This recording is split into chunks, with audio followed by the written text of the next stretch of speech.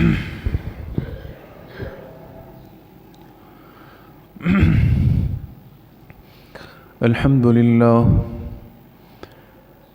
لله نحمده ونستعينه ونستغفره ونؤمن به ونتوكل عليه ونعوذ بالله من شرور أنفسنا ومن سيئات أعمالنا من يهده الله فلا مضل له ومن يضلل فلا هادي له ونشهد أن لا إله إلا الله وحده لا شريك له ونشهد أن سيدنا وسندنا ونبينا ومولانا محمدا عبده ورسوله صلى الله تعالى عليه وعلى آله وأصحابه أجمعين. أما بعد فأعوذ بالله من الشيطان الرجيم. بسم الله الرحمن الرحيم. وينجي الله الذين اتقوا بمفازتهم لا يمسهم السوء ولا هم يحزنون. وقال رسول الله صلى الله عليه وسلم: أملك عليك لسانك وليسعك بيتك وليبك على خطيئتك. صدق الله وصدق رسوله النبي الكريم، ونحن على ذلك لمن الشاهدين والشاكرين والحمد لله رب العالمين. درود شریف پڑھ لیں. اللهم صل على محمد وعلى آل محمد كما صليت على إبراهيم وعلى آل إبراهيم إنك حميد مجيد. اللهم بارك على محمد وعلى آل محمد كما باركت على إبراهيم وعلى آل إبراهيم إنك حميد مجيد. میرے محترم دوستوں، بھائیوں اور بزرگوں، اللہ سبحانہ و تعالیٰ کا ہم سب پر یہ بہت بڑا کرم اور احسان ہے کہ اس زندگی کا اور آخرت کا ہر وہ معاملہ کہ جس کو سمجھنے کی ضرورت ہو اور جس کے لیے انسان پریشان ہو جائے کہ اس مسئلے کا، اس معاملے کا حل کیا ہوگا، تو اللہ پاک نے اس امت پر یہ مہربانی فرمائی کہ ہر مسئلے کا حل، ہر معاملے کا حل جناب رسول اللہ صلی اللہ علیہ وسلم کی احادیث مبارکہ، آپ کے ارشادات مبارکہ اور آپ کی سیرت طیبہ سے تجویز فرمایا. لہذا اس امت کو قیامت تک کوئی پریشانی نہیں، چاہے اس کے دین کا معاملہ ہو، چاہے اس کی دنیا کا معاملہ ہو. اس لیے حدیث پاک میں آتا ہے، ایک صحابی ہے حضرت عتبہ ابن عامر رضی اللہ عنہ. عتبہ ابن عامر حضور علیہ الصلاۃ کی خدمت میں آئے، آپ سے سوال پوچھا، من نجات؟ بہت اہم سوال کیا کہ جس نے اس امت کے آخری فرد تک کے لیے ایک بہت بڑے مسئلے کو حل فرمایا. اس لیے کہ انسان کو بہت بڑی فکر ہوتی ہے دنیا میں ہر معاملے میں کہ اس کے لیے نجات کا، عافیت کا، خیر کا راستہ کیا ہے. تو صحابی نے پوچھا، من نجات یا رسول اللہ صلی اللہ علیہ وسلم، اے اللہ کے رسول صلی اللہ علیہ وسلم، آپ بتائیں کہ ہمارے لیے نجات کس کام میں ہے، نجات کا راستہ کیا ہے.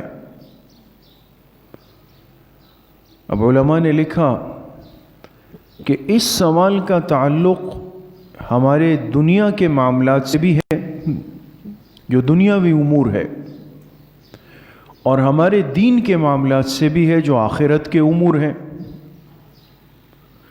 تو اتنا چھوٹا سا سوال جس میں دو الفاظ ہے، من نجاتو، نجات کس چیز میں ہے. کہ انسان اس پر عمل کر لے تو اس کی دنیا بھی محفوظ ہو جائے، آخرت میں بھی بچ جائے۔ آپ علیہ الصلاۃ والسلام نے اس سوال کے جواب میں 3 جملے ارشاد فرمائے، 3 باتیں ارشاد فرمائیں، اور بڑی قیمتی، بڑی اہم باتیں ہیں۔ اگر آج بھی ایک مسلمان ان باتوں کو باندھ لے، اس پر عمل کر لے، اس کو اپنی زندگی کا حصہ بنا دے، تو ہم پر یہ بات روز روشن کی طرح آیا ہوگی کہ واقعی حضور علیہ الصلاۃ والسلام کی ذات اقدس کی برکات کیا ہے، کتنے مسئلے ہمارے حل ہوئے۔ تو آپ نے 3 باتیں ارشاد فرمائی کہ نجات کس چیز میں ہے۔ فرمایا املک علیک لسانک ولیسعک بیتک وابکی علی خطیئتک۔ پہلی چیز فرمائی کہ تیری زبان تیرے قابو میں آ جائے۔ دوسری چیز فرمائی تیرا گھر تیرے لیے کشادہ ہو جائے، کافی ہو جائے۔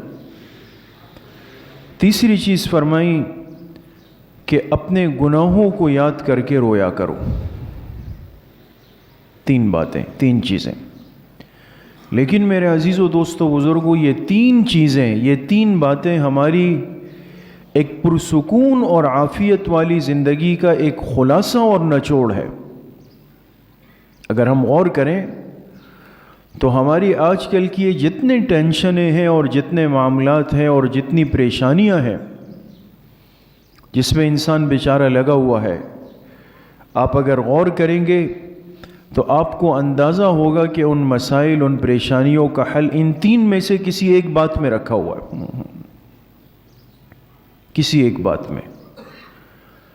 تو پہلی چیز فرمائی کہ املک علیک لسانک، تیری زبان تیرے قابو میں ہو، تیرے کنٹرول میں ہو۔ اللہ نے اس زبان کو ہمارے جسم کا حصہ بنا دیا۔ اب جو جسم انسان کے پاس آیا، یہ ملکیت اللہ کی ہے، لیکن ہمارے پاس امانت کے طور پہ ہمارا جو جسم ہے، جسم کے جو اعضاء ہیں، یہ یاد رکھیں کہ انسان اپنے جسم اور جسم کے اعضاء کا مالک نہیں ہے، بلکہ اس پر امانت دار ہے۔ اللہ نے بطور امانت کے ہمیں دے دیا ہے۔ یہی وجہ ہے کہ خودکشی کرنا حرام ہے، اپنے جسم کے کسی حصے کو جان بوجھ کے کاٹنا حرام ہے، یا کسی نے غصے میں آ کر اپنے جسم کو کاٹ کے خون نکال لیا۔ آج کل ایسے ناعاقبت اندیش دنیا کے مجنون ہوتے ہیں، کسی کے عشق مجازی میں مبتلا ہوتے ہیں، کہتے ہیں میں نے خون نکال کے اس کا نام لکھا ہے۔ جو چیز اس کی اپنی نہیں ہے اس پہ سخاوت کر کے اپنا عشق بتا رہا ہے۔ اس سے پوچھا جائے گا کہ جو نعمت دی تھی، جو امانت تھی تیرے پاس، تو نے اس میں بغیر اجازت کیسے تصرف کیا؟ یہ تو جواب دینا پڑے گا۔ یہ عشق نہیں ہے، یہ بہت بڑی مصیبت گلے آ جائے گی۔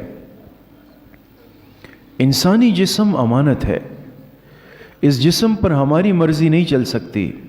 تو کفر کی سوچ ہے کہ جسم میرا ہے، مرضی میری ہے، یہ مسلمان نہیں کہہ سکتا، یہ مسلمان نہیں کہہ سکتا۔ اس لیے حدیث پاک میں آتا ہے، آپ علیہ الصلاۃ والسلام ایک غزوے سے واپس تشریف لا رہے تھے، ایک شخص زخمی ہو گئے، مسلمانوں کی جماعت میں تھے، راستے میں تکلیف میں تھے۔ صحابہ بار بار آپ علیہ الصلاۃ والسلام سے کہتے تھے کہ فلاں نے بڑی بہادری دکھائی، بڑی محنت سے لڑا، زخمی ہوا، لیکن آپ علیہ الصلاۃ والسلام بار بار کیا فرماتے تھے؟ میں اسے جہنم میں دیکھ رہا ہوں، میں اسے جہنم میں دیکھ رہا ہوں۔ صحابہ فرماتے ہیں ہمیں سمجھ نہیں آئی، جو جہاد میں لڑا ہے، کافروں سے لڑا ہے، حضور علیہ الصلاۃ والسلام کی معیت اور صحبت میں آیا ہے، آپ کا ارشاد سمجھ نہیں آ رہا۔ رات ہو گئی، آپ نے فرمایا پڑاؤ ڈال دو، آرام کر لو۔ اب یہ جو زخمی ہو گئے تھے، اس سے جب تکلیف برداشت نہیں ہوئی تو کیا کیا؟ اپنا نیزہ لے کر اپنے پیٹ میں گھوم دیا، یعنی اپنی جان لے لی، تکلیف برداشت نہیں کر سکا۔ صحابہ دوڑتے ہوئے آئے کہ یا رسول اللہ صلی اللہ علیہ وسلم، فلاں نے تکلیف برداشت نہ کرتے ہوئے اپنی جان لے لی۔ آپ نے فرمایا مجھے اللہ نے پہلے بتا دیا تھا کہ یہ جہنمی ہے، یہ اپنی جان لے لے گا۔ تو مسلمان کی تو اصل آزمائش ہے۔ یہ جو صبر کے اتنے فضائل ہم سنتے ہیں، آزمائشوں کو برداشت کرنے کے فضائل سنتے ہیں، یہ کیوں ہے؟ کہ اس جسم میں تکلیف آ جائے گی، مال میں تکلیف آ جائے گی، اولاد میں تکلیف آ جائے گی، لیکن اس کے باوجود یہ مومن صبر کرے گا۔ تو املک علیک لسانک، زبان ہے تو ہمارے چہرے میں، ہمارے اختیار میں۔ تو اللہ نے فرمایا جب تمہارے اختیار میں دے دی ہے تو اب ایک خیال رکھو کہ یہ قابو میں رہے، یہ غلط استعمال نہ ہو جائے۔ یہ غلط استعمال ہو گئی پھر پوچھا جائے گا، پھر پوچھا جائے گا۔ اس لیے حدیث پاک میں جناب رسول اللہ صلی اللہ علیہ وسلم نے ارشاد فرمایا کہ میرے جس امتی نے اپنی زبان کو خاموشی کا عادی بنا لیا تو یہ شیطان کے حملوں سے محفوظ ہو گیا، شیطان کے حملوں سے محفوظ ہو گیا۔ اور فرمایا من صمت نجا، جو خاموشی کا عادی ہو جائے یہ نجات پا لیتا ہے۔ مصیبت تو زیادہ بولنے میں، انسان جتنا بولتا ہے، زیادہ بولتا ہے، اتنا الٹا سیدھا غلط سلط زبان سے نکلتا ہے۔ جتنا کم گو ہوگا اتنا یہ محفوظ ہوگا۔ تو ہماری عادتیں خراب ہے، بولنے کی ایک عادت لگ گئی ہے، بس بولنا زیادہ ہے، ہر وقت بولنا ہے، ہر ایک کے ساتھ بولنا ہے، اس کی عادت۔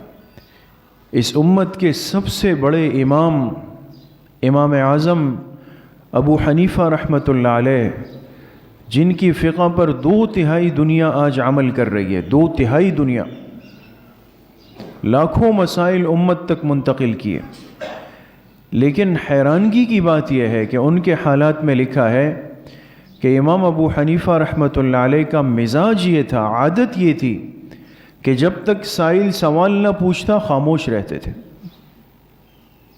خود نہیں شروع کرتے، جب تک سائل کا سوال نہیں آیا مجلس میں خاموش رہتے تھے۔ اتنے بڑے لوگ جن کی زندگیاں اللہ کے دین کے لیے گزری ہے، وہ سمجھ گئے تھے کہ یہ معاملہ بڑا نازک ہے، بڑا نازک ہے۔ اس لیے میرے دوستو بزرگوں، علماء نے لکھا ہے کہ نبوت ملنے سے پہلے آپ علیہ الصلاۃ والسلام نے کون سی عبادت فرمائی ہے؟ نبوت ملنے سے پہلے آپ علیہ الصلاۃ والسلام کو جب نبوت ملی تو آپ کی عمر مبارک کتنے سال تھی؟ 40 سال تھی، 40 سال کی عمر میں ملی۔ لیکن ہر مسلمان اس سے واقف ہے کہ نبوت ملنے سے پہلے آپ علیہ الصلاۃ والسلام غار حرا تشریف لے جاتے تھے اور کئی دن کئی راتیں وہاں گزار کے واپس آتے تھے۔ یہی ہے نا، سیرت میں یہی ہے۔ بخاری شریف کی بالکل شروع میں روایت موجود ہے کہ آپ اپنے لیے چند دن کا کھانا بنا کر، حضرت خدیجہ رضی اللہ عنہا آپ کو کھانا بنا دیتی، آپ اس کو لے کر کے تنہا غار حرا تشریف لے جاتے تھے، کبھی 1 دن، کبھی 2 دن، کبھی 3 دن گزار کے پھر واپس آتے، پھر تیار ہوتے، پھر اپنا توشدان تیار کر کے چلے جاتے غار حرا میں۔ ابھی نبوت ملی نہیں، تو سوال یہ اٹھایا محدثین نے کہ جب نبوت نہیں ملی، شریعت کے احکامات نہیں آئے، تو غار حرا میں عبادت کون سی ہو رہی تھی؟ سمجھ رہے ہیں بات کو؟ وہ کون سی عبادت تھی جو آپ غار حرا میں فرما رہے ہیں؟ تو فرمایا کہ تنہا بیٹھ کر اللہ کی یاد میں اشتغال تھا۔ علماء نے اس سے نکتہ نکالا، اللہ پاک ان علماء کی قبروں کو نور سے بھر دے، انہوں نے امت کے لیے بڑی آسانی فرمائی ہے دوستو، بڑا احسان کیا، ہمیں قدر نہیں آج ان چیزوں کی۔ امت کو یہ بھی مسئلہ سمجھایا کہ دیکھو اس زبان کو کنٹرول کرو، اور دلیل کیا لکھی؟ فرمایا دیکھو ہمارے پیغمبر جو اولین اور آخرین کے سردار ہے، ان کو جب اللہ نبوت دینے لگے اس سے پہلے اللہ نے ان سے تنہائی کی عبادت کروائی۔ آپ اکیلے بیٹھ جائیں، اکیلے رہنے کی عادت ڈالیں، اکیلے میں بیٹھ کر مجھے یاد کریں۔ جب 6 مہینے کی وہ تربیت ہوئی تب اللہ نے اپنے پیغمبر کو نبوت منتقل فرمائی۔ اس لیے جب تک انسان زبان کو کنٹرول کرنے کا عادی نہیں بنتا، ہمارے بزرگوں نے لکھا یہ دین کی محنت کو صحیح انداز میں نہیں اٹھا سکتا۔ زبان پھسلے گی، ادھر ادھر کی باتیں کرے گا، دائیں بائیں چلے جائے گا۔ تو آج بڑی ضرورت ہے کہ جو زبان ہر وقت ٹر ٹر کرنے کی عادی ہو گئی ہے نا، کینچی کی طرح چلتی ہے، کسی چیز کا پتہ نہیں ہے، اس پہ بھی تبصرے ہو رہے ہیں۔ وہ ایک ساتھی کہنے لگے نا، پاکستان کے ہر ہوٹل پہ اس کا بجٹ بن رہا ہوتا ہے پورے ملک کا، یعنی ایک تبصرے ہو رہے ہیں حالات حاضرہ پر، اور ملک ایسا ہے، معیشت ایسی ہے، سیاست ایسی ہے، فلاں ایسا ہے، فلاں ایسا ہے۔ اس کی الف با سے ہم واقف نہیں ہیں، لیکن بولنا ہے، عادت ہو گئی ہے۔ اس بولنے میں پھر کسی پہ جھوٹ بولا، کسی پہ بہتان باندھا، کسی کے بارے میں بدگمانی کی، کسی کی غیبت کر لی، یہ سب گناہ اس میں چل رہے ہوتے۔ عادت۔ ہمارے حضرت پیر ذوالفقار صاحب دامت برکاتہم نے لکھا ہے کہ ہم یونیورسٹی میں پڑھتے تھے تو ہم نے اس زمانے میں بیعت کی، سلسلہ نقشبندیہ کے بہت بڑے شیخ تھے، کراچی میں گزرے ہمارے حضرت مولانا سید زوار حسین شاہ صاحب رحمۃ اللہ علیہ۔ یہ نقشبندی سلسلے کے بہت بڑے بزرگ گزرے کراچی ناظم آباد میں، اور ہمارے حضرت بڑے مامو جان حضرت مولانا شمس الرحمن صاحب حفظہ اللہ کے بھی شیخ وہ ہیں۔ تو فرمایا ہم یونیورسٹی کے 32 طلباء آئے، اور ارادہ یہ تھا کہ حضرت سے ملیں گے، دعائیں لے لیں گے برکت کی، کچھ بات ہوگی پوچھ لیں گے۔ تو جب آئے تو حضرت بیٹھے ہوئے تھے، لیکن ان کا ایک رعب بہت تھا، تو ہم بیٹھ گئے۔ اب ہم بھی خاموش ہیں، حضرت بھی خاموش ہیں۔ ان کمگوئی آپ کو ایک وصف مشترک ملے گا اس امت کے نیک طبقے میں، کم بولنا۔ اب وہ بھی خاموش، ہم بھی خاموش، ایک دوسرے کے سامنے سر جھکا کے بیٹھے۔ کافی وقت گزرا تو حضرت سمجھ گئے کہ نوجوان طلبہ ہے، بات کرنے میں حجاب ہے، تو فرمانے لگے کہ بھائی مجھے تو بولنے کی عادت نہیں، یا تو آپ لوگ آپس میں باتیں شروع کر دیں تو میں آپ کی باتیں سن لوں گا، مجھے تو بولنا نہیں آتا۔ تو فرماتے ہیں ایک طالب علم نے ہمت کی، اس نے کہا حضرت ایک مسئلہ پوچھنا تھا۔ وہ مسئلہ یہ ہے کہ یہ ذکر قلبی کس کو کہتے ہیں؟ ایک تو زبان سے اللہ کا ذکر کرنا ہے اور ایک دل سے کرنا ہے، آپ حضرات واقف ہیں اس سے۔ تو جو ذکر قلبی ہے، جو دل کا ذکر ہے، اس کا کیا مطلب ہے کہ انسان کا دل ذاکر بن جائے، وہ ذکر کرنے لگے۔ اب حضرت خاموش جب بیٹھے ہوئے تھے، کوئی بات نہیں کی۔ جب طالب علم کا سوال آیا، ہمارے حضرت فرماتے ہیں کہ ذکر قلبی پر حضرت سید زوار حسین شاہ صاحب نے اسی مجلس میں 3 گھنٹے بات کی۔ یعنی علم اتنا تھا، مالا مال اتنے اور اندر سے اتنے بھرے ہوئے، علم کا ایک سمندر ہے۔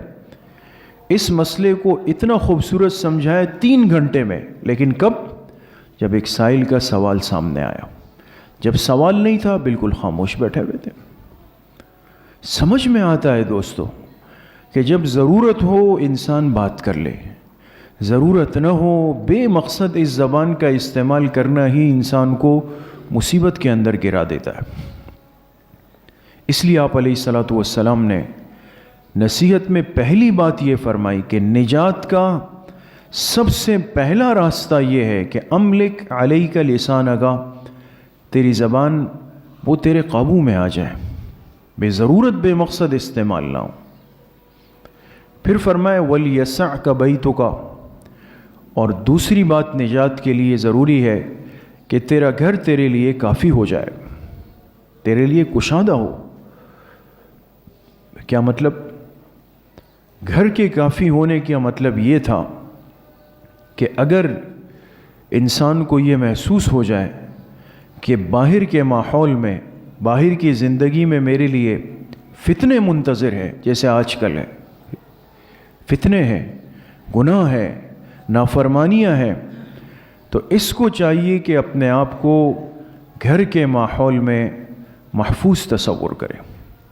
اس لیے حدیث پاک میں آتا ہے، آپ علیہ الصلاۃ والسلام نے قیامت سے پہلے کے فتنوں کو ذکر کیا بہت تفصیل سے، 40 کے قریب آپ نے ذکر فرمائے۔ اور اب اصل بات آخر میں پھر آپ علیہ السلام نے کیا فرمایا؟ یہ فتنوں کو ذکر کیا، فرمایا جب یہ حالات دیکھ لو کہ آ گئے، پیش آ گئے، کونوا احلاس بیوتکم، ان فتنوں سے بچنے کا حل یہ ہوگا کہ اس وقت اپنے آپ کو گھروں کے ٹاٹ بنا دینا۔ ٹاٹ جانتے ہیں دوستو؟ ٹاٹ کا کپڑا جانتے ہیں؟ ہوتا ہے نا یہ جو ہمارے وضو خانوں میں پیر پوچھنے کے لیے اب تو بچھا دیتے ہیں، پہلے آپ نے دیکھا ہوگا ایسے موٹا ایک ٹاٹ ہوتا تھا، اس پہ لوگ پیر صاف کرتے تھے۔ تو ٹاٹ سے تشبیہ اس لیے دی کہ ٹاٹ کو انسان جب کسی جگہ رکھ دیتا ہے یا لٹکا دیتا ہے تو اس کو ہٹاتا نہیں، وہ پڑا رہتا ہے۔ پھر آپ نے فرمایا جب فتنوں کو اپنی آنکھوں سے دیکھ لو، ماحول بن جائے، پھر باہر مت گھومنا، پھر اپنے آپ کو گھروں کے ٹاٹ کی طرح گھروں میں بٹھا لینا، فتنوں سے بچ جاؤ گے۔ تو آج ہم میں سے ہر ایک کو پتہ ہے کہ بازار جانے کے نقصان کیا ہے، گلی کے کونے پہ کھڑے ہونے کے نقصان کیا ہے، فلاں جگہ جانے کے نقصان کیا ہے، دائیں بائیں ٹریفک میں کھڑے ہوئے ہیں، اگر اس طرف دیکھوں گا کیا نقصان ہے، اس طرف دیکھوں گا کیا نقصان ہے، راستے میں چلتے ہوئے اوپر دائیں بائیں دیکھنے کا کیا نقصان ہے۔ ہر ایک کو پتہ ہے کہ دائیں بائیں دیکھنے کا مطلب بدنظری کرنا ہے۔ بازار میں بلا مقصد وقت گزارنے کا ایک ہی مطلب ہے کہ آنکھ غلط استعمال ہو جائے گی، گناہ ہو جائیں گے۔ اس کے باوجود ہم اپنے معمولات کو تبدیل نہیں کرتے، فتنوں میں گر جاتے ہیں، بہت سارے گناہ لے کر دلوں میں بسا کر آنکھوں میں بٹھا کر آ جاتے ہیں اپنے پاس۔ آپ نے فرمایا جب ایسی صورتحال ہو تیرا گھر تیرے لیے کافی ہو جائے۔ اس لیے فرمایا عبداللہ ابن عمر رضی اللہ عنہما بڑے صحابی ہیں، جب حضرت علی رضی اللہ عنہ اور حضرت معاویہ رضی اللہ عنہ کے اندر مشاجرات ہوئے، ان حضرات کے اندر جب اجتہادی رائے کی وجہ سے آپس میں ایک جنگ ہوئی، دونوں صحابہ ہے، جلیل القدر صحابہ ہے، اس لیے صحابہ کا آپس کا اختلاف مشاجرات کہلاتا ہے، وہ اختلاف رائے ہے، دونوں مصیب اور صحیح ہوتے ہیں۔ کسی مسلمان کو صحابہ کے آپس کے مشاجرات اور اختلاف میں قاضی اور جج بننے کی ضرورت نہیں ہوتی، ورنہ یہ اپنے ایمان سے چلا جائے۔ وہ تو رضی اللہ عنہم والے ہیں، وہ تو حضور کے بنے ہوئے لوگ ہیں، آج کا ایک انسان کیسے فیصلہ کرے گا؟ اس لیے علماء نے فرمایا سکوت اختیار کیا جائے۔ جب ان حضرات میں آپس میں مشاجرات ہوئے تو اب صحابہ پریشان ہو گئے کہ وہ بھی صحابی ہے، یہ بھی صحابی ہے، وہ بھی حضور کے صحبت یافتہ، یہ بھی حضور کے صحبت یافتہ، ان کے بھی فضائل احادیث میں، ان کے بھی فضائل حدیث میں۔ عبداللہ ابن عمر رضی اللہ عنہما یہ بڑے صاحب علم صحابی تھے، تو سب نے کہا بھئی یہ دیکھو کہ عبداللہ ابن عمر کا وزن کہاں جا رہا ہے، وہ کن کا ساتھ دیتے ہیں؟ تو جب تلاش کیا وہ ملے ہی نہیں۔ کسی نے کہا عبداللہ ابن عمر رضی اللہ عنہما جب سے یہ حالات کیفیت بنی ہے وہ گھر کا دروازہ بند کر کے گھر میں بیٹھ گئے، پھر نہیں نکلے جب تک یہ مسئلہ حل نہیں ہوا۔ عبداللہ ابن عمر رضی اللہ عنہما باہر نہیں آئے۔ جب باہر آئے کسی نے پوچھا کہ آپ کی ضرورت تھی، فرمایا حضور علیہ الصلاۃ والسلام نے فرمایا جب یہ حالات دیکھ لو گھروں کے ٹاٹ بن جاؤ تو فتنوں میں گرنوں سے بچ جاؤ گے، میں نے اپنے ایمان کی حفاظت کی۔ تو آج میرے دوستو بزرگوں، یہ جو بے مقصد ہم جولانیاں کرتے ہیں، گردشیں کرتے ہیں، تھوڑا سا فارغ ہوتے ہیں، چلو بھئی وہاں چل کے بیٹھ جاتے ہیں، چلو بھئی آج وہاں چلے جاتے ہیں۔ ساری تفریح گاہوں کا ماحول کیا ہے وہ ہمارے علم میں، اس کے باوجود ایسے وقت کا انتخاب، ایسی جگہوں کا انتخاب، یہ انسان کو محروم کر دیتا ہے۔ اور تیسری نصیحت فرمائی کہ نجات کا تیسرا راستہ کیا ہے، فرمائے وَلْيَبْكِ عَلَى خَطِيئَتِكَ، کبھی کبھی اپنے گناہوں کو یاد کر کے اس پہ رویا بھی کرو، رویا کرو۔ انسان سے گناہ ہو جائے، بہت زیادہ ہو جائیں، اتنے زیادہ ہو جائے کہ زمین اور آسمان اس سے بھر جائیں، لیکن یہ تو حضور علیہ السلام کا فرمان عالی شان ہے کہ آپ نے فرمایا اگر میرا امتی گناہوں میں لت پت ہو جائے لیکن یہ ایک دفعہ نادم ہو کر اللہ سے کہہ دے اے اللہ میری توبہ، اللہ پاک اسی لمحے اس کو معاف کر دے۔ اور فرمایا قیامت کے دن ایک شخص کو لایا جائے گا، اللہ فرشتوں سے فرمائیں گے کہ اس کے نامہ اعمال کو دیکھ لو، نامہ اعمال کو دیکھا جائے گا، وہ گناہوں سے بھرا ہوا۔ اللہ پاک فرمائیں گے پھر دیکھ لو، پھر دیکھا جائے گا، فرشتے فرمائیں گے اللہ کوئی نیک عمل نہیں۔ اللہ فرمائیں گے اس کے جسم کو دیکھ لو، جو جسم نماز میں لگتا ہے دیکھو اس کے جسم کا کوئی عضو وہ رکوع میں آیا ہو، سجدے میں۔ یہ جو ہمارے پیروں پہ نشانات ہو جاتے ہیں نا رکوع سجدے اور اس کے، یہ تو آج انسان پریشان ہے، لیکن یہ بہت بڑی نعمت ہے آخرت کی، یہ گواہیاں بنیں گی، یہ شہادتیں بنیں گی۔ تو فرشتے آ کے اس بندے کے جسم کو دیکھیں گے، جو اعضاء نماز میں ہتھیلیاں ہے، گھٹنے ہیں، ناک ہے، پیشانی ہے، انگلیاں ہیں، کہ کوئی نہ کوئی عضو کہیں نہ کہیں نماز میں استعمال ہوا ہو، اس کو دیکھیں گے، کہیں گے اے اللہ اس کی زندگی میں تو کوئی نماز بھی نہیں، وہ بھی نہیں۔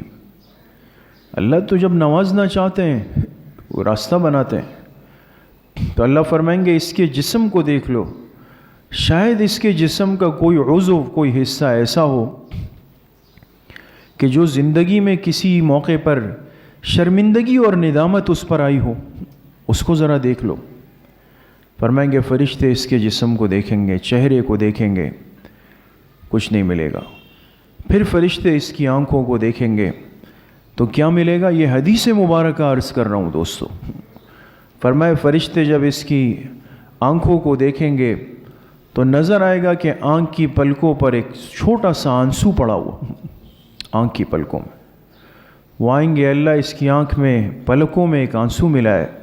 اللہ فرمائیں گے میں تمہیں یہی سمجھانا چاہتا تھا، یہ بندہ اس کے پاس کوئی عمل نہیں، لیکن ایک لمحہ اس کی زندگی میں ایسا ضرور گزرا کہ اس کو اپنی زندگی پر ایک لمحے کے لیے ندامت ہوئی، چھوٹا سا ایک آنسو نکلا، وہ بھی نیچے نہیں آیا، آنکھ کی پلکوں تک آ کے وہیں پہ رک گیا، یہ پھر گناہوں میں چلا گیا، لیکن میں نے اس کے اس قطرے کی بھی حفاظت کی، لے جاؤ اس کی بھی مغفرت کر دی۔